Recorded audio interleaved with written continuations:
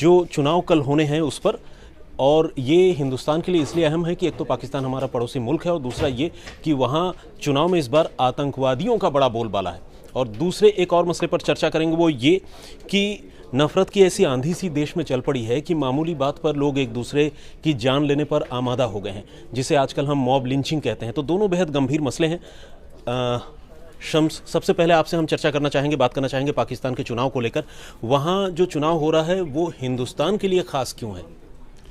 देखिए, दो वजह। पाकिस्तान में जो भी होता है उसका बहुत बड़ा असर हमारे यहाँ पड़ता है, और इस असर पड़ने की सबसे बड़ी वजह यही है जो डिस्टर्बेंस है, जो टेररिज्म है, क्रॉस बॉर्डर टेररिज्म, जिससे हम लोग सालों से अब तक झेलते आए हैं। तो पाकिस्तान में अगर एक सरकार आती है जो स्थिर सरकार ना हो, अच्छी सरकार ना हो, तो उसका सीधा सीधे असर हमारे ऊपर पड़ेगा। और इसकी एक वजह ये भी है कि पाकिस्तान में जाहिर सी बातें होता वही है जो वहाँ की सेना या फिर जो वहाँ की खुफिया एजेंसी ISI है वो चाहती है।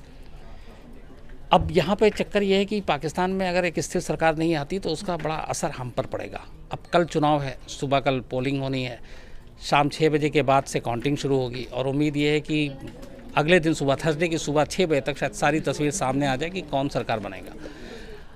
जो नवाज़ शरीफ हैं जेल में हैं, बाकी बचे इमरान खान की एक पार्टी, बेनज़ीर भुट्टो की पार्टी, जो बिलावल भुट्टो बेनज़ीर भुट्टो के बेटे हैं, उनके चेहरे को सामने रखकर लड़ा जा रहा है, इमरान खान की पार्टी, और एक चौथा जिसने कि एक दूसरी पार्टी के थ्रू अपने सारे करीब 275 कैंडिडेट को खड़ा किया है, वो है लश्कर का चीफ हाफिज़ सईद। अब हाफिज़ सईद अगर चुनाव में हो, जिसके ऊपर $1 मिलियन का इनाम हो, जो 26/11 हो, पार्लियामेंट अटैक हो, या फिर कश्मीर में जितने टेररिज्म की चीज़ें हुई हैं वो हो, वो अगर चुनाव लड़ रहा है और उसके लोग लड़ रहे हैं, तो ये अपने आप में बहुत ख़तरनाक है। ख़ास तौर पे इस दोनों मुल्कों के रिश्तों को देखते हुए भी, कि अगर सरकार शायद नहीं बना पाएगा क्योंकि वहाँ की सारी चीज़ें, ये जो अभी तक ओपिनियन पोल है उसमें बहुत पीछे है, लेकिन अगर किसी पार्टी को वहाँ बहुमत नहीं मिलता है और कुछ सीटों के साथ हाफिज़ सईद सरकार बनाने के लिए एक पावरफुल कैंडिडेट के तौर पे सामने आता है, तो फिर सोचिए कि अगर उसके मदद से सरकार बनेगी तो फिर पाकिस्तान की क्या तस्वीर होगी और उसके साथ हमारे क्या रिश्ते होंगे। तो इसलिए बहुत ज़रूरी है कि पाकिस्तान के चुनाव पे हम बारीकी से नज़र रखें और देखें कि वहाँ क्या हो रहा है, और थर्सडे की सुबह तक पाकिस्तान में जो नई हुकूमत आती है उसकी शक्ल सूरत क्या होगी। तो शम्स बता रहे हैं कि पाकिस्तान में जो चुनाव है वो इसलिए भी अहम है कि वहाँ हाफिज़ सईद अपने गुर्गों के साथ चुनाव मैदान में कूद पड़ा है, और वो बार बार दम खम अपना दावा कर रहा है कि वो चुनाव में अच्छे नंबर लाएगा। और अगर नंबर लाने में, थोड़ा भी नंबर लाने में कामयाब होता है, और मान लीजिए वहाँ हंग असेंबली जैसे हालात पैदा होते हैं, तो फिर उसमें हाफिज़ सईद का रोल बहुत इंपॉर्टेंट होगा। और वो जाहिर है हिंदुस्तान तो छोड़िए, पूरी दुनिया के लिए बहुत अच्छी बात नहीं होगी, क्योंकि वो दहशतगर्द है। बहरहाल हम इस चर्चा को आगे जारी रखेंगे, लेकिन बीच में आपसे गुजारिश भी करते चले कि आप YouTube पर हमें देख रहे हैं, Facebook पर देख रहे हैं, तो हमें ज़रूर लाइक कीजिए, हमारे चैनल को लाइक कीजिए, और आप सब्सक्राइब भी कीजिए। जो बेल आइकन है YouTube पे उसे ज़रूर दबाइए, उससे आपको हम जब भी लाइव आएंगे, कोई ब्रेकिंग न्यूज़ होगी या कोई नया वीडियो हम अपलोड करेंगे तो उसके बारे में भी आपको खबर मिलती रहेगी। तो आपसे ये गुजारिश है ही, और आपकी मोहब्बत की बदौलत ही अभी YouTube पर क्राइम तक को बहुत ज़्यादा लोगों ने पसंद किया, बहुत कम वक्त में। इसके लिए हम आपका शुक्रिया भी अदा करते हैं। बातचीत आगे जारी रखते हैं।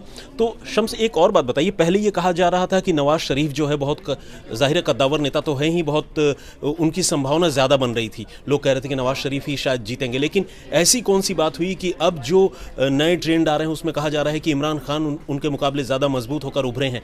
वो क्या बातें हैं, वो बताइए। देखिए, पाकिस्तान में जो 2-3 विश्वसनीय सर्वे एजेंसी है उसने ओपिनियन पोल कराया था, जिसमें कि करीब 15 दिन पुरानी बात है, जितने भी पोल हुए तो उसमें नवाज़ शरीफ की पार्टी को सबसे ज़्यादा दिखाया जा रहा था सीटें। लेकिन इसी दौरान में नवाज़ शरीफ को 10 साल की करप्शन में मामले में सज़ा होती है। नवाज़ शरीफ लंदन में थे, वो चाहते तो नहीं लौटते, लेकिन उनकी पार्टी यहाँ पे, उसकी किस्मत जो है वो दाव पे लगी हुई थी। तो नवाज़ शरीफ अपनी बेटी मरियम शरीफ के साथ लंदन से पाकिस्तान आते हैं चुनाव से 1 हफ्ता पहले। जी जी। और ये मैसेज देते हैं कि हम भगोड़े नहीं हैं, हम भागे नहीं हैं, हम कानून का सामना करेंगे, जो सज़ा हुई उसको भी लड़ेंगे। असल में मैसेज ये था कि वो आकर ये अपनी पार्टी के लिए मजबूती का काम करना चाह रहे थे कि देखो हमें फंसाया गया है, ये साजिश है, और इस साजिश के पीछे वहाँ की सेना और ISI है, और इसीलिए वो जेल।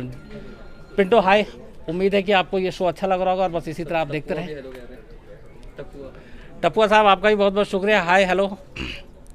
तो जो मैं कह रहा था आपको कि नवाज़ शरीफ जेल जाते हैं, उसकी हमदर्दी जो लोगों की है वो कहीं ना कहीं वोट की शक्ल में बदल जाए, इसके लिए वो पाकिस्तान लौटते हैं और जेल में, और जेल से उन्होंने कई ऑडियो मैसेज भी रिलीज़ किए और लोगों को कहा कि वो उनकी पार्टी को सपोर्ट करें। लेकिन फिर अचानक चीज़ें बदलती हैं। एक खबर आती है कि आर्मी के साथ और आईएसआई के साथ डील हो गई है इमरान खान की, और इमरान खान ही नेक्स्ट प्राइम मिनिस्टर होंगे। ये खबर हर जगह पे है, इंटरनेशनल मीडिया में भी है।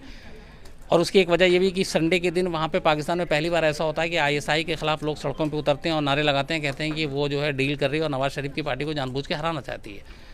तो ये सारी चीज़ें थी, जिसके बाद फिर एक लेटेस्ट जो सर्वे है, चूँकि कल वहाँ पे कैंपेनिंग बंद हो गई, चुनाव का लास्ट चुनावी प्रचार खत्म हो गया, आखिरी सर्वे में ये दिखाया गया था कि नवाज शरीफ की पार्टी को 25% वोट मिल रहे हैं, जबकि इमरान खान की पार्टी को 26%, यानी सिर्फ 1% वोट का मार्जिन है। लेकिन इसीलिए मैं कह रहा हूँ बार बार कि ये दोनों पार्टी, जबकि बेनज़ीर भुट्टो की पार्टी रेस से शायद बाहर है, अब बचता है एक हाफिज़ सईद, जो दूसरी एक जो मिल्ली पार्टी है, हालांकि उसकी अपनी पार्टी को चुनाव आयोग ने मिल्ली मुस्लिम लीग और अल्लाह अकबर पार्टी मान्यता देने से मना कर दिया, तो अल्लाह अकबर पार्टी के नाम पे उसने 270-75 कैंडिडेट को उतार दिया है। अब अगर किसी को बहुमत नहीं मिलता है तो फिर ये हाफिज़ सईद बड़ा इंपॉर्टेंट रोल प्ले कर सकता है। और ये भी खबर है कि हाफिज़ सईद के जो आतंकवादी लश्कर से जुड़े हुए जो बॉर्डर पे हैं, कश्मीर बॉर्डर के पास, उन सबको उसने वापस बुलाया है और उन सबको पोलिंग एजेंट का काम दिया। मतलब उसको वहाँ के उस पर भरोसा नहीं है। कल जो पोलिंग होगी, सारे जो ज़्यादातर हाफिज़ सईद के जो पोलिंग एजेंट हैं वो एक तरह से आतंकवादी हैं। उस 250 में से करीब 150-200 आतंकवादी हैं। और फिर ऐसा नहीं कि सिर्फ हाफिज़ सईद, इमरान खान की पार्टी को भी जो एक बहुत मशहूर वहाँ का आतंकवादी कुख्यात जो है, वो भी उस इमरान खान की पार्टी को सपोर्ट कर रहा। तो ऐसे करीब करीब जो दुर्दांत और कुख्यात आतंकवादी हैं, उनकी तादाद 20 से 25 है, वो लोग इस चुनावी मैदान में हैं। तो इसलिए ये ज़्यादा खतरनाक है। अब एक सीधा सवाल है, इमरान खान को आप बता रहे हैं कि कुछ दहशतगर्दों का सपोर्ट है, हाफिज़ सईद अपने गुर्गों के साथ कूद पड़ा है, आईएसआई और फौज जो पाकिस्तान की है वो वहाँ के चुनाव को हमेशा इन्फ्लुएंस करती रही है। तो ये सारी चीज़ें ये बताती हैं, ये इंडिकेट करती हैं कि शायद चुनाव के बाद कोई भी वहाँ का वज़ीर आला बने, कोई भी वहाँ प्रधानमंत्री बने, क्या भारत को लेकर या कश्मीर को लेकर उनकी नीति में कोई तब्दीली आएगी, या फिर यूं ही पाकिस्तान जो है वो दहशतगर्दी एक्सपोर्ट करता रहेगा और हम जूझते रहेंगे? देखिए, ये जो सवाल है आपका, ये सिंपल से एक चीज़ है कि पाकिस्तान में जो भी चुनी हुई सरकार आती है, जो एक लोकतांत्रिक तरीके से चुनी हुई सरकार आती है, उसको क्या उसी आज़ादी के साथ काम करने दिया जाता है? क्योंकि अभी तक इतिहास ऐसा बताता नहीं है। पाकिस्तान में वही होता है। ख़ासतौर पे कश्मीर के अगर हम इशू को लेकर बात करें, तो जो आर्मी का फ़ैसला होता है या फिर आईएसआई का, वहाँ इस्लामाबाद में बैठी हुई जो सरकार, उस पर कोई फ़ैसला नहीं कर सकती। वो एक तरह से कठपुतली होती है। और ख़ासतौर पे कश्मीर के इशू को लेकर तो कोई आज़ादाना फ़ैसला वो कर भी नहीं सकते। तो अब जो भी सरकार आती है, क्या उसको इतनी आज़ादी देगी वहाँ की पाकिस्तान की सेना और आईएसआई के वो अपने हिसाब से फ़ैसला कर सके, हिंदुस्तान के साथ रिश्ते के बारे में फ़ैसला कर सके, कश्मीर इशू को सॉल्व करने के हिसाब से आगे कदम बढ़ा सके? मुझे नहीं लगता। इसलिए नहीं लगता कि वहाँ पे लोकतंत्र तो है, लेकिन जिस तरीके से भारत में एक लोकतंत्र बहुत मजबूत चीज़ है, पाकिस्तान में ऐसा नहीं है। तो जब तक पाकिस्तान में लोकतंत्र की असली ताकत वहाँ के लोकतांत्रिक सरकार को नहीं मिलेगी, ये ताकत जो है वहाँ की सेना और आईएसआई के पास होगी, तब तक फिर इस तरह के जो गंभीर मुद्दे हैं उसमें किसी तरह का क्रांति आ जाए, या पाकिस्तान में थर्सडे को नई सरकार आए उसके बाद सब कुछ बदल जाए, कश्मीर का मसला भी हल हो जाए, हिंदुस्तान के साथ रिश्ते भी अच्छे हो जाएं, क्रॉस बॉर्डर टेररिज्म भी बंद हो जाए, ये सब चीज़ें मानना बेवकूफ़ी के अलावा कुछ नहीं हो। मारिया डिसूजा हैं, वो बोल रही है कि discussion analysis on this channel is the real beauty about it, we need to know an unbiased version. Maria, बहुत बहुत शुक्रिया। हम लोगों की कोशिश भी यही है कि जो भी हम आप तक पहुंचाएं या हम बात करें, वो उसके अंदर तथ्य हो और चीज़ें जो है वो सच हो। क्योंकि एक जर्नलिज्म में यही चीज़ें होनी चाहिए कि जो आप जैसा देखते हैं या जो जैसी चीज़ें हो रही हैं उसको हूबहू आप तक पहुंचाया जाए, बताया जाए। तो हमारी कोशिश है। थैंक यू आपका कि आपने ये कहा। बट हमारी कोशिश न सिर्फ आज बल्कि आगे भी जारी रहेगी कि हम इस तरह की चीज़ें और बिना किसी लाग लपेट के और बिना तथ्यों को तोड़ो मड़े आपके सामने पेश कर सकें। इमरान खान को प्रबल दावेदार माना जा रहा है। इमरान खान की छवि वहाँ के जो दूसरे पॉलिटिकल लीडर हैं, ऑर्थोडॉक्स जिसे कहते हैं, उनके मुकाबले थोड़ी अलग है। वो थोड़े पढ़े लिखे लगते हैं, थोड़ा फॉरेन इंक्लिनेशन उनका है, विदेश के प्रति झुकाव है, एक अंग्रेज़ीदा चेहरा है और एक प्रोग्रेसिव सोच वाले समझा जाता है उनको। क्रिकेटर रहे हैं, मतलब एक जिसे कहते हैं कि नई उम्मीद, नई रोशनी इमरान खान में लोगों को वहाँ नज़र आ रही है। क्या आपको लगता है कि अगर इमरान खान आईएसआई और फौज के पुश्तो पनाही में चुनाव लड़ते हैं, उनकी सरपरस्ती में या उनकी देखरेख में चुनाव लड़ते हैं, तो लड़ने के बाद एक आज़ाद प्रधानमंत्री साबित होंगे या फिर उनके हाथों की कठपुतली होंगे? आपकी राय जानना चाहता हूँ, आप व्यक्तिगत रूप से क्या सोचते हैं? कि 2015 में इमरान खान इसी आज तक के एजेंडा में दिल्ली आए थे और तब उन्होंने बाकायदा भाषण दिया था। और इत्तेफाक की बात है कि उस वक्त जब वो यहाँ थे उसके ठीक 6-7 महीने के बाद पाकिस्तान में यही जनरल असेंबली का चुनाव होना था। तो मैंने उनसे एक सवाल पूछा था कि आप अगर वहाँ पे जीतते हैं और प्रधानमंत्री बनते हैं तो भी वहाँ की जो सेना और आईएसआई का दखल है उसमें आप कैसे काम करेंगे, नंबर एक। नंबर 2, जो वहाँ पे कट्टरपंथी ताकतें हैं, तालिबान जैसी चीज़ें हैं, आप उनके खिलाफ कैसे आवाज़ उठाएंगे। तो उन्होंने कहा था कि नहीं, हम बिल्कुल बदल के रख देंगे, जो भी एक पॉलिटिशियन की भाषा होती है उन्होंने बोला था। लेकिन इस चुनाव की सच्चाई ये है कि जो पाकिस्तान के जानकार हैं राजनीति के, सियासत के, उनका मानना है कि इमरान खान का वहाँ तालिबान के साथ भी एक समझौता हुआ है, पाकिस्तानी सेना के साथ भी समझौता हुआ और पाकिस्तानी खुफिया एजेंसी आईएसआई के साथ भी समझौता हुआ है। और ये सारी चीज़ें ये बताती हैं कि अगर ये सच है, वाकई सच है, क्योंकि हम हिंदुस्तान में बैठकर ये बातें बोल रहे हैं, पाकिस्तान में इस बार एक चीज़ और ये भी है कि हिंदुस्तानी मीडिया को किसी को भी पाकिस्तान ने वीज़ा नहीं दिया। इवन हम लोगों ने कोशिश की थी वीज़ा के लिए, पर हिंदुस्तान के मीडिया को पाकिस्तान ने इलेक्शन कवरेज करने के लिए वीज़ा नहीं दिया। मुझे नहीं मालूम ऐसा क्यों है, लेकिन नहीं दिया। तो वहाँ पर अगर ये सारी चीज़ें सच है कि एक डील हुई है, तो इमरान खान फ़ौज के ख़िलाफ़, आईएसआई के ख़िलाफ़, या जो कट्टरपंथी ताकतें हैं तालिबान के ख़िलाफ़ कितना एग्रेसिव होकर काम करेंगे, इसको लेकर डाउट। तो ये तो हम पाकिस्तान में जो चुनाव होने वाले हैं, जो चुनाव कल होंगे और उसके बाद नतीजे परसों तक आएंगे, उसे लेकर चर्चा कर रहे थे। अगर शम्स आप कहें, अगर बातचीत के सिलसिले में हम थोड़ा विषयांतर करें और चले, जो हिंदुस्तान में लगातार मॉब लिंचिंग की घटनाएं हो रही हैं उसको लेकर बात करें। मतलब एक उन्मादी भीड़ जो किसी भी मामूली बात पर किसी की जान ले लेती है, और ये एक दुखद ट्रेंड सा बनता जा रहा है पूरे देश में, चाहे वो बहुत जिसे कहते हैं कि डेवलप्ड सिटीज़ हो या कोई कस्बाई इलाके हों, हर जगह, यहाँ तक कि बेंगलोर जैसे शहर में भी बच्चा चोरी के आरोप में कुछ लोगों की जान ले ली गई। उधर गुवाहाटी असम में हुआ, न जाने कितने रकबर, कितने पहलू खान, कितने असलम, बहुत सारे लोगों की जान ले ली गई। तो ये सारी चीज़ें बहुत दुखद हैं, और मुझे लगता है कि मॉब लिंचिंग सिर्फ धार्मिक आधार पर ही जो नफरत है उसे लेकर नहीं हो रहा है। लोगों में एक पता नहीं कौन सी अफवाह का भूत सवार हो गया, जिसे कहते हैं कि जैसे बच्चा चोरी की बात हो गई, उस पर मॉब लिंचिंग हो गई। इसमें कोई रिलीजन वाली बात नहीं, कोई धर्म वाली बात नहीं, कोई उस तरह के नफरत वाली बात नहीं है, लेकिन सबने कहा कि इस पर शक है, उसे मारो, सबने मार दिया।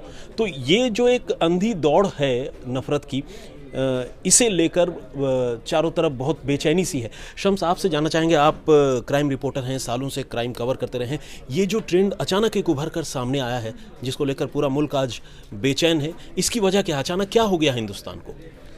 कि 2-3 चीज़ें हैं, बड़ी नाजुक चीज़ें हैं। ऐसा नहीं कि पहले होता नहीं था, कई बार भीड़ जो है वो पागल बनी है, बहुत कुछ ऐसा हुआ, लेकिन जिस तादाद में अब हो रहा है ये शायद पहले कभी नहीं हुआ था। अभी मैंने जैसे बताया कि पाकिस्तान की बात करते हैं, हम तालिबान की बात कर रहे थे। तालिबानी दौर में ये चीज़ें हो सकती हैं, इसको लेके हमें कोई वो नहीं है, क्योंकि वहाँ पे एकदम जंगल राज है, निज़ामी वैसा है वहाँ, है ना, निज़ामी ऐसा है, जंगल राज। लेकिन हिंदुस्तान जैसे देश में, और जब हम 21वीं सदी की बात कर रहे हैं, वहाँ ये चीज़ें होती हैं तो बहुत सारी चीज़ों के सवाल खड़े करते हैं। जैसे आज ही मैं देख रहा था, लोकसभा में मॉब लिंचिंग के ऊपर बाकायदा बहस हो रही थी। सवाल यहाँ ये उठता है कि संसद के अंदर जो शोर होता है, क्या उससे बाहर शांति हो जाती है? संसद के अंदर किसी मसले को लेकर जो आप सवाल उठाते हैं, क्या बाहर उस मसले का हल हो जाता है? नहीं होता ऐसा। तो ये सारी चीज़ें कहीं ना कहीं शोर में गुम होकर रह जाता है, और उसकी वजह है राजनीति। हर पार्टी, चाहे वो सत्ता पक्ष की हो, विपक्ष की हो, कायदे से देखें तो ये मॉब लिंचिंग और बाकी जो चीज़ें हैं ना, उतनी गहराई में शायद मुझे नहीं लगता कि उन्हें फ़र्क पड़ता है या रुकना चाहिए या क्या, लेकिन बस उनको बयान देना और राजनीति करनी है। हर पार्टी अपने अपने हिसाब से अपने अपने फ़ायदे के लिए इन मुद्दों को उठाती है और इन मुद्दों के ऊपर बातें करती है, लेकिन जो लोग इसको सफ़र करते हैं, जो आम हिंदुस्तानी, उनका हाल वही रहता है। अब गाज़ियाबाद में एक लड़का और लड़की है, लड़का मुस्लिम है, लड़की हिंदू है, 4 साल से दोनों लिव इन रिलेशन में रह रहे हैं। शादी के लिए उन्होंने कोर्ट में टाइम मांगा, कोर्ट जाते हैं, रजिस्टर मंजूर उसकी शादी के लिए, वहाँ पे कुछ लोगों को पता चल जाता, 30-40 लोग आके लड़के को पीट देते हैं, मॉब लिंचिंग हो गई। पक्का भी नहीं है, लेकिन 2 गाय को लेकर जा रहा है एक शख्स, उसको भीड़ पकड़ती है और फिर मारती है, और उसके बाद पुलिस ले जाती है। अब शक ये भी कि पुलिस ने पीटा, उसके बाद वो मारा जाता है। राजस्थान के उदयपुर में 2 लोगों के ऊपर सिर्फ ये शक है कि ये बच्चा चोर है, उसको भीड़ पकड़ के पूरी तरह से मार देती है। साउथ इंडिया में भी आप देख ही चुके कि एक गूगल का एम्प्लॉई, पढ़ा लिखा, वो बच्चों को टॉफ़ी बांटने गया, लोगों ने अफवाह उड़ा दी कि ये बच्चा चोर है, पीटा और मार दिया। 6 महीने में 40-45 ऐसे इंसिडेंट हो चुके हैं। सवाल ये है कि ये चीज़ें क्यों हो रही हैं? सिंपल सी एक वजह, एक जो मैं बार बार कहता हूँ कि अगर पुलिस ठान ले तो कोई क्राइम नहीं हो सकता, बल्कि एक फिल्म का डायलॉग भी है कि मंदिर से कोई चप्पल भी नहीं चुरा सकता। ये वाकई हो सकता है अगर पुलिस ठान ले, नंबर 1। Number 2, political will. जहाँ पे इन चीज़ों में राजनीति होगी, आप गाय के नाम पे, बच्चा चोरी के नाम पे, हिंदू मुस्लिम शादी के नाम पे जब इस तरीके की चीज़ें करेंगे तो ये चीज़ें और फैलती हैं। तो सवाल यह है कि सरकार क्या चाहती है और पुलिस क्या चाहती है। एक सभ्य समाज में इन चीज़ों के लिए कोई जगह नहीं होनी चाहिए, कोई गुंजाइश भी नहीं है। ऋषभ चौधरी हैं, वो बोल रहे हैं टाइमिंग चेंज होना चाहिए क्योंकि स्पोर्ट्स तक का भी सेम टाइम है। ऋषभ क्या करें, वो असल में विकी पाजी भी मेरे दोस्त हैं, लेकिन हाँ हम दोनों टकराना नहीं चाहते हैं। तो मैं आपके सुझाव पे अमल करूंगा और कोशिश करूंगा कि इसके लिए कुछ नया टाइम करूं, क्योंकि ये टाइम मुझे भी, हम लोगों का पीक आवर होता है, बहुत सारे काम करने होते हैं वारदात की तैयारी के लिए, दिल्ली आज तक PCR की तैयारी के लिए। तो देखता हूँ कि इसमें क्या बनता है और मैं और विकी पाजी टकराए नहीं, स्पोर्ट्स तक का क्राइम आपस में ना टकराए, कोशिश करूँगा। थैंक यू इसके लिए। इस विषय पर जो हम चर्चा कर रहे हैं, हम तो खैर चर्चा करेंगे, लेकिन बीच में चूंकि एक दर्शक ने अपनी राय दी है तो एक बार फिर से दर्शकों से मुखातिब होना चाहेंगे और सबका शुक्रिया अदा करना चाहते हैं कि आप लोग क्राइम तक को इतना प्यार दे रहे हैं और इतना नवाजा है अपने क्राइम तक को। हम शुक्रिया तो अदा करते ही हैं, साथ ही आपसे गुजारिश भी करते हैं कि आप क्राइम तक को यूट्यूब पर जाकर सब्सक्राइब करें और बेल आइकन को दबाएं, जिससे जो है क्राइम तक आपको वक्त वक्त पर क्राइम की खबरों से बाखबर करता रहे। शम्स, अभी ये जो अलवर की घटना हुई, अब उस पर ज़रा चर्चा करते हैं। अलवर में एक शख्स को गाय ले जाने के वक्त गौकशी के शक में पहले पीटा गया और उसके बाद पुलिस उसे 6 किलोमीटर के फासले में जो अस्पताल था वहाँ तक ले जाने में पुलिस ने 4 घंटे लगा दिए। और अब तो ये पता चला है कि जितनी चोट रकबर को पहले नहीं लगी थी पब्लिक की पिटाई में, बाद में पुलिस थाने से लेकर अस्पताल जाने तक ज़्यादा लगी। आई है कि एक तस्वीर है रकबर की, जो पुलिस की जीप में बैठा हुआ है और वो जा रहा है, और वो उस वक्त तक एकदम मतलब कपड़े वपड़े ठीक हैं, जबकि वहाँ के एक आला पुलिस अफसर ने 3 दिन पहले ये बाकायदा स्टेटमेंट दिया टीवी पे कि जब रकबर को लोग पीट रहे थे तो वो उसके कपड़े वपड़े सब मिट्टी में गंदे हो गए थे और हम उसको उसी हालत में लेकर गए, जबकि तस्वीर बता रही है कि वो बिल्कुल ठीक ठाक था।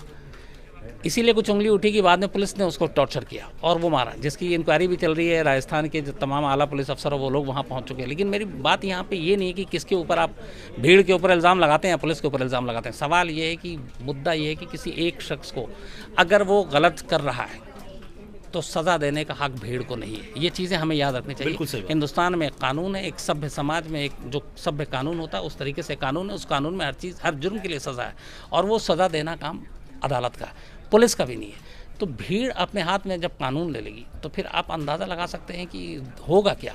अगर हर हाथ में हथियार हो, हर हाथ खुद ही जज हो, हर हाथ खुद ही पुलिस हो, तो फिर तो ये कानून, अदालत, पुलिस, इन सबका कोई मतलब नहीं है। पुलिस स्टेशन को बंद कर देना चाहिए, अदालत में ताला लगा दें आप, पुलिस का सिस्टम ही ख़त्म कर दें, फिर तो लोग आए, लोग फैसला करें, लोग ही सब कुछ करके निकल लें।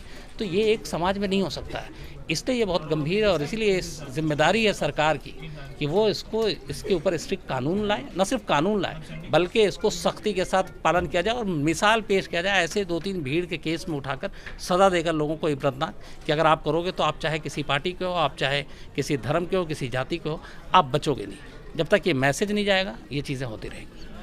कैमरे पर इस वक्त दीपक और आसिम हमारी टीम के मेंबर हैं, वो हम लगे हुए हैं, वो हमें लगातार शूट कर रहे हैं और आप तक ये सारी चीज़ें पहुंचा रहे हैं। हम उनसे भी गुजारिश करेंगे कि अगर कोई दर्शक हमसे जुड़ रहे हैं, अगर कोई उनके सवाल हैं, कोई राय दे रहे हैं तो उसके बारे में भी हमें ज़रूर बताएं। लोग ये चाह रहे हैं ना कि ये टाइम हट जाए, उनको भी कोट कर रहे हैं 5 मिनट इसी में जाके उनको डिस्कस करने। चलिए, तो लोगों की बड़ी ख्वाहिश है कि हम स्पोर्ट्स तक के साथ जाकर जुड़ें, तो आइए स्पोर्ट्स तक जो इस वक्त लाइव कर रहा है आपको वो भी दिखाने की कोशिश करते हैं और एक तरह से जिसे कहते हैं कि घुसपैठ करते हैं। आइए स्पोर्ट्स तक के लाइव में, तो आइए इस वक्त स्पोर्ट्स तक की टीम भी लाइव कर रही है और क्राइम तक की टीम भी लाइव कर रही है। तो कि हमने साउथ अफ्रीका का जो दौरा है, जो हमने वहाँ से बहुत चीज़ें सीखी हैं उस दौरे में। अच्छा, आप देख रहे हैं ये स्पोर्ट्स तक की टीम लाइव कर रही है। मदन लाल जी बैठे हुए हैं, बहुत एस क्रिकेटर हैं।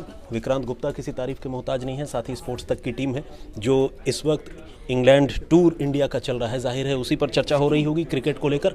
तो बहरहाल हम क्राइम तक पे जिन 2 मसलों पर लगातार आपसे बात कर रहे थे, वो एक तो पाकिस्तान के चुनाव का मसला था, जिसमें पाकिस्तान में चुनाव तो हो रहे हैं लेकिन वहाँ आतंकवादियों का बड़ा बोलबाला है और जिस तरह से ISI और फौज के क्लच के अंदर जो है चुनाव वहाँ कराए जा रहे हैं, उससे लगता नहीं है कि कोई भी प्रधानमंत्री बनकर आए वो एक इंडिपेंडेंट डिसीशन मेकिंग अथॉरिटी हो पाएगा, इस बात की गुंजाइश बहुत कम लगती है। ये तो पाकिस्तान की रही बात। और हिंदुस्तान में जो मॉब लिंचिंग की घटनाएं हो रही हैं उस पर जो हम शम्स ताहिर खान से चर्चा कर रहे थे, चलिए सईद अंसारी साहब आ रहे हैं, आप इनसे मुखातिब हो अब कैसे हैं दोस्तों? मोहताज नहीं है।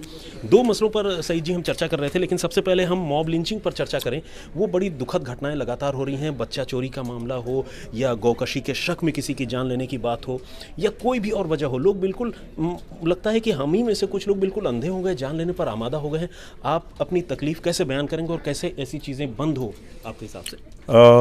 सुप्रतिम भाई, ये हमारी सभ्यता नहीं है, ये हमारी संस्कृति नहीं है। हम क्षमा को सबसे बड़ा धर्म मानते हैं।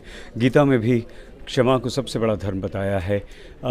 माफ़ करने की हमारी आदत, क्षमा कर देने की हमारी आदत पता नहीं कहाँ चली गई है।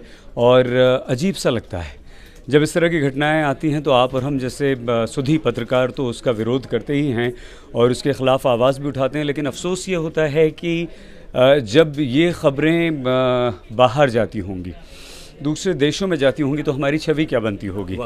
और हमें सिर्फ ये समझ में नहीं आता कि सुप्रीम कोर्ट, हम ये कहते हैं कि हम भारतीय संविधान से बंधे हुए हैं, संविधान सर्वोपरि है, हम संविधान की मर्यादा का भी ध्यान रखते हैं और संविधान के तहत ही जो भी करते हैं हमारा देश चलता है। वो सर्वोपरि है, सर्वोच्च है, सर्वमान्य है, उससे आगे कुछ भी नहीं। तो जब सुप्रीम कोर्ट ने ये कहा कि भीड़ तंत्र को बिल्कुल भी लोकतंत्र पर हावी नहीं होना चाहिए, हमारी केंद्र सरकार, राज्य सरकारों की ये जिम्मेदारी है कि वो भीड़ को हिंसक ना होने दें। तो यहाँ ये भी एक सवाल आ जाता है, सरकारें तो बाद में करेंगी भाई, कैसे वहाँ अगर एक व्यक्ति को, एक व्यक्ति विशेष को या बच्चा चोरी के शक में, गाय ले जाने के शक में, गौ तस्करी के शक में, रेप के शक में, किसी से शादी कर लेने के इल्ज़ाम आरोप में, है ना, चलिए इल्ज़ाम आपने कह दिया, तो हम कैसे आप ये उम्मीद कर सकते हैं कि पुलिस वहाँ पहुँच जाएगी और आप 10 आदमी, 20 आदमी, 50, 100 उस पर टूट पड़ते हैं और तब तक मारते हैं जब तक कि उसकी जान ना निकल जाए। ये हम नहीं हैं, ये भारतीय नहीं हैं, ये इंसानियत नहीं है, ये प्रेम नहीं है, ये अपनत्व नहीं है। और अफसोस सिर्फ ये होता है कि नहीं, हम शायद हमारी संस्कृति भूल गए, हमारी सभ्यता भूल गए, हमारी सीख भूल गए। कौन सा ऐसा भारतीय परिवार है देश पूरे भारतवर्ष में जहाँ पर यह सिखाया जाता है कि आप किसी को पकड़कर मारना शुरू कर दो और उसे तब तक मारो जब तक कि उसकी जान निकल जाए। अरे ये तो वो ऋषि मुनियों का देश है जहाँ वो बिच्छू वाली कहानी आपको याद होगी, बिल्कुल बिल्कुल, है ना, डंक मार रहा है लेकिन उसे बाहर निकाल रहे हैं पानी से, सिर्फ इसलिए बाहर निकाल रहे हैं कि ये मेरा स्वभाव है बचाना। तो हमारा तो स्वभाव है बचाना, आप फांसी पर लटका दीजिए। सर, प्रतीक पांडे एक सब्सक्राइबर, उन्होंने बोला है कि मोदी गवर्नमेंट इंडिया में क्राइम को कितनी हद तक कंट्रोल कर पाई है। देखिए, ये बहुत सा, ये थोड़ा पॉलिटिकल सवाल भी है, लेकिन साथ ही पॉलिटिकल विल से जुड़ा हुआ सवाल। आपको लगता है कि कहीं ना कहीं राजनीतिक इच्छा शक्ति में कोई कमी है? मैं मोदी सरकार की बात नहीं, बिल्कुल नहीं, बिल्कुल नहीं। क्या नाम बताया आपने? प्रतीक भाई, एक बात बताएं आपको, जितने भी मॉब लिंचिंग के केसेस हुए हैं, राजनेता कोई भी बयान दें, केंद्र सरकार के कोई मंत्री जाकर कुछ लोगों को माला पहना सकते हैं, संसद में कई सारे ऐसे सांसद हो सकते हैं, मंत्री हो सकते हैं जो कुछ ऐसे बयान दें जिन पर आपको ताज्जुब हो सकता है, आप विश्वास नहीं कर सकते हैं या आप मानने से इनकार कर सकते हैं।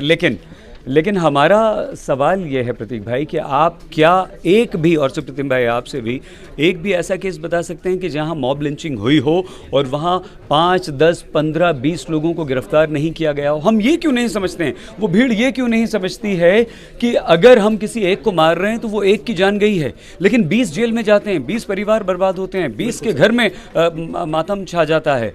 एक तो गया, वो परिवार तो बेचारा गया ही गया, लेकिन उसके साथ साथ 20 लोग जेल में जाते हैं। कोई एक प्रतीक भाई, एक आप हमें केस ऐसा बताइए जहां पर मॉब लिंचिंग में पुलिस ने कार्रवाई ना की हो, 10, 20, 15, 20 लोगों को गिरफ्तार नहीं किया हो रहा है। बिल्कुल, कानून अपना काम भी करेगा और हमें तो पूरा विश्वास है, आपको भी होगा, हमारा कानून इतना कमज़ोर, हमारी न्याय प्रणाली जो है वो इतनी सक्षम है और न्यायपालिका इतनी सुदृढ़ है कि कम से कम वो एक व्यक्ति अगर मर जाता है तो उसके दोषियों को सज़ा ना दे, ये तो होता नहीं है, ये तो होता नहीं है। तो शायद यहाँ हम इससे सहमत नहीं। चलिए सईद भाई, बहुत बहुत आपका शुक्रिया। आप हमसे जुड़े और इत्तेफाक से अब जा ही रहे थे, हमने आपको पकड़ लिया, बीच में हाईजैक कर लिया। लेकिन एक निवेदन दोस्तों आप सभी को, हमारा ये नया चैनल है यूट्यूब पर क्राइम तक, तो आप इसे लाइक भी करें, शेयर भी करें, सब्सक्राइब भी करें, घंटी भी बजाएं, ताकि हमारी जो भी खबर हो, जो भी हो, वो तुरंत नोटिफिकेशन आपको मिले। साथ ही साथ MP तक। नासिर साहब आपकी तारीफ कर रहे हैं कि आपके कौन? नासिर नवाब। हाँ जी, नासिर भाई बताइए, कहाँ के रहने वाले हैं ये बताइए। लिखा है ऋषभ चौधरी। ऋषभ भाई कहाँ के रहने वाले हैं आप? जी, आपकी एंकरिंग मुझे बहुत पसंद है। बहुत धन्यवाद आपका, बहुत शुक्रिया। तो MP तक की हम बात कर रहे थे। ऋषभ भाई, नासिर भाई, आप दोनों और अपने तमाम दोस्तों को भी बताएं।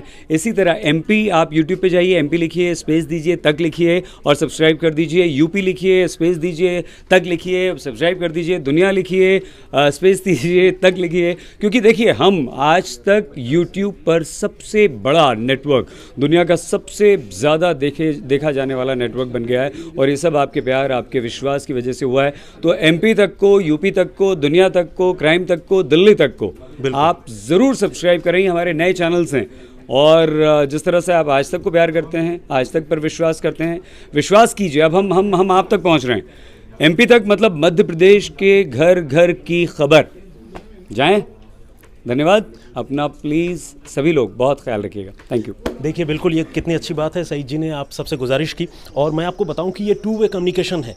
अनलाइक जो मेन स्ट्रीम मीडिया है उससे अलग सोशल मीडिया में क्वेश्चन और ये सोशल मीडिया पर फेक न्यूज़ रोकने के लिए सरकार क्या और कौन से किस तरह, मतलब कौन से कानून ला सकती है, कौन से कदम उठा रही है? जी देखिए, इस पर अभी लगातार चर्चा चल रही है। ये एक संक्रमण काल है, इतना ज़्यादा यूट्यूब या फिर इतनी इंटरनेट की एक्सेसिबिलिटी पहले नहीं थी, अब वो चीज़ें हुई हैं, तो इस तरह के सोशल मीडिया में चैनल्स भी आ रहे हैं। तो मैं आपको बताऊं कि बहुत जल्द जो है फेक न्यूज़ पर जो कानूनी शिकंजा कसना है वो तो कसना है, लेकिन जब अच्छे लोग और गंभीर पत्रकार या प्रोफेशनल हाउसेस जैसे आज तक हुआ या इंडिया टुडे हुआ, जब ये चैनल लेकर आ रहे हैं तो जाहिर है फिर खबरों के अलावा वहाँ कोई फेक वाली बात नहीं हो सकती। तो इसीलिए ज़रूरत ये है कि आप सही और गलत का चुनाव भी करें और फेक न्यूज़ को अनदेखी करें। शायद फेक न्यूज़ ही ऐसी चीज़ें होती हैं जो लोगों को उकसा देती हैं कि वो मॉब लिंचिंग या फिर इस तरह की गलत कामों में शामिल हो जाते हैं। तो इसीलिए उससे बचने की ज़रूरत है। सरकार जब कानून लाएगी तब लाएगी, लेकिन आप सबसे गुजारिश है कि आप लोग बेहद जागरूक बने और हरगिज़ कानून हाथ में न ले। अगर कहीं कानून टूट रहा है तो आप उसके लिए पुलिस के पास जाएं या फिर जो फोरम है जहां जा सकते हैं, अदालत है, वहां जाइए और अपनी फरियाद कीजिए, अपनी बात रखिए। बहरहाल आज के लिए इतना ही, लेकिन आपसे एक बार फिर इस गुजारिश के साथ हम इजाज़त चाहेंगे कि आप YouTube पर जाएं और क्राइम तक को लाइक और सब्सक्राइब ज़रूर करें और बेल आइकन दबाएं। फिलहाल आप सबको सुप्रतिम बनर्जी का नमस्कार।